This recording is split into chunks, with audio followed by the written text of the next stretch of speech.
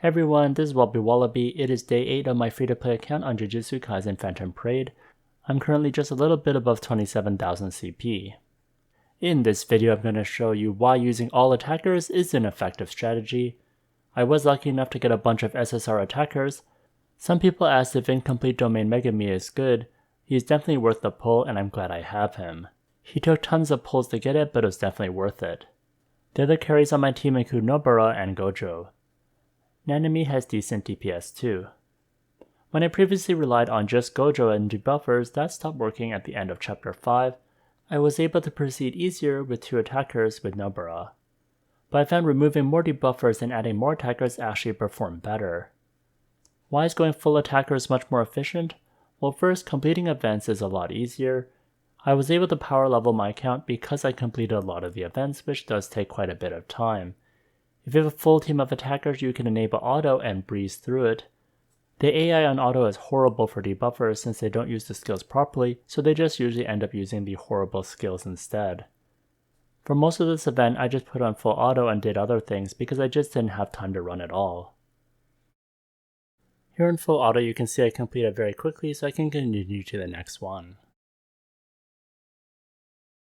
And the same is true with domain expansion too. Since you have to deal with 5 waves, you don't want to use your high DPS characters at the risk of dying or for Gojo leaving, so I use my weaker attackers early on and save Nobara and Gojo for wave 4 or 5 when I really need them. Also, this strategy works great for the Cursed Object Collection and the Enhancement quests, where you want to get the 3 conditions set so you can sweep it. When you use all attackers, it's a lot easier to make sure you deal with all the monsters and no one dies. You want to take down these small monsters as fast as possible. Unless you got great recollection memory for Gojo plus using Toge a lot to boost his ultimate bar, you won't be able to do ultimate twice to wipe out everything, so using attackers to efficiently take down targets to avoid anyone dying works out great. In general, without ultimates, the AoE in this game aren't too great at taking out groups of monsters, especially if they're tough. So each round that they're alive gives you higher risk of your teammates dying so you can't sweep. Also, the higher you can sweep, the faster you will grow, so try to get 3 stars as high as possible. I do a ton of bulk sweeps whenever I have stamina to do so, and it definitely helps a lot. I'll skip a bit just so you can see the final round. You can see nobody died, which is great, so I'm able to sweep it after. Hitting the sweep condition is definitely a very challenging thing in this game, so it's definitely nice to have a good strategy.